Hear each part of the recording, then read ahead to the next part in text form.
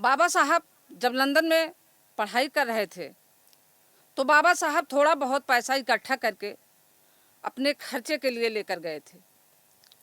बाबा साहब थोड़ा बहुत पैसा इकट्ठा करके अपने खर्चों के लिए लेकर गए थे और वहाँ कुछ टाइम बाद बाबा साहब को एक बुक खरीदना पड़ गया, बहुत ज़रूरी पड़ गया। उस बुक को खरीदने के लिए बाबा साहब अपने खर्चे के पैसे से बुक को खरीद लेते हैं। कुछ टाइम ऐसा आया कि बाबा साहब को लंदन के अंदर 2 टाइम का भी खाना नहीं मिलता था। बाबा साहब को 2 टाइम का खाना लंदन के अंदर नहीं मिलता था और उसके बाद कुछ टाइम ऐसा आया कि बाबा साहब को बड़ी दिक्कत आ गई। बाबा साहब के सामने जहाँ पढ़ाई किया करते थे एक दुकानदार था और वो दुकान लगाया।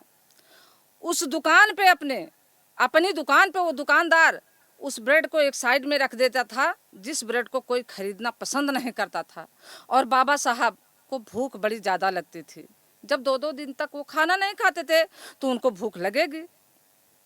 जा करके बेबस हो करके उसी सूखे ब्रेड को बाबा साहब खरीदते हैं और खरीद करके लाते हैं। पानी लेते हैं एक गिलास में बाबा साहब और उसी में ब्रेड के टुकड़े को भिगो करके खा के अपनी भूख को शांत कर लेते हैं। अपनी भूख को शांत कर लेते हैं। कुछ टाइम ऐसा आया कि दुकानदार की दुकान से वो ब्रेड भी ख़त्म हो गया और बाबा साहब के हाथ से पैसे भी ख़त्म हो गए, कुछ भी नहीं रह गया। तब बाबा साहब वहाँ बहुत बेबस हो करके, बहुत लाचार हो करके माता रमाबाई के नाम से एक पत्र लिखते हैं और उस पत्र में लिखते हैं कि रामू, मैं यहाँ लंदन के अंदर बहुत बेबस हूँ, बहुत लाचार हूँ और यहाँ मुसीबत से मैं जूझ रहा हूँ। मेरे पास रामू कुछ भी पैसे नहीं हैं और कई दिनों से मैं यहाँ भूखा पड़ा हूँ, इसके बाद भी पढ़ाई कर रहा हूँ।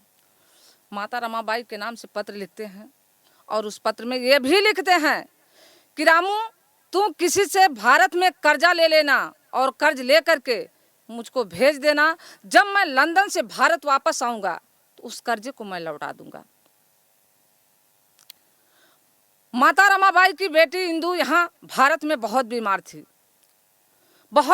थी और उसको माता रमाबाई बहुत प्यार से बचाना चाहती थी क्योंकि उनका बेटा राजरतन पहले मर चुका था और अपनी बेटी इंदू को वो बचाना चाहती थी।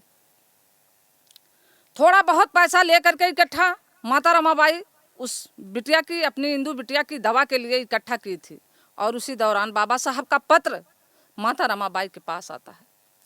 माता रमाबाई उस पत्र को पढ़ती हैं तो उनके आंख से आंसू के धारे बहते हैं।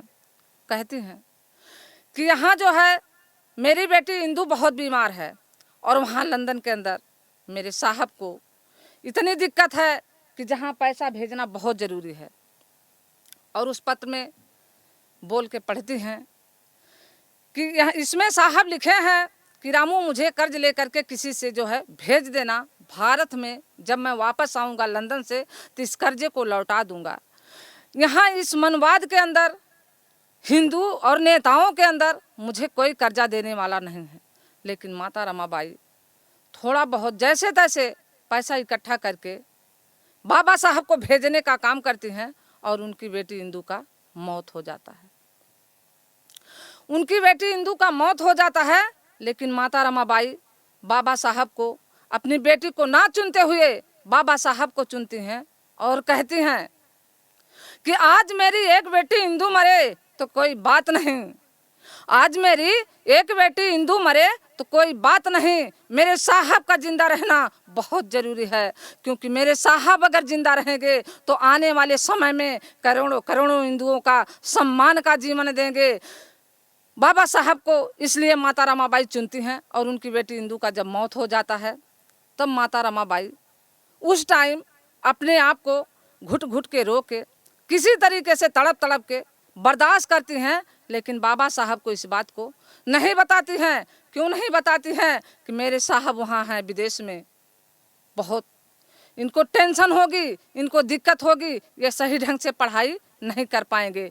क्या हम और आप अपने बेटे का या अपनी बेटी का जब माँ होते हैं, जब हमारे आपके सामने ये घटना आती है तो खुद नहीं सह पाते हैं, पूरे परिवार को सूचित कर देते हैं, बता देते हैं कि ये तकलीफ़, ये मुसीबत हम अकेले नहीं काट पाएंगे। लेकिन माता रमाबाई कि इतनी हिम्मत थी उनके अंदर, इतनी साहस थी, वो बाबा साहब को नहीं बताई। जब बाबा साहब लंदन से भारत वापस आते हैं तो उनकी बेटी नहीं थी।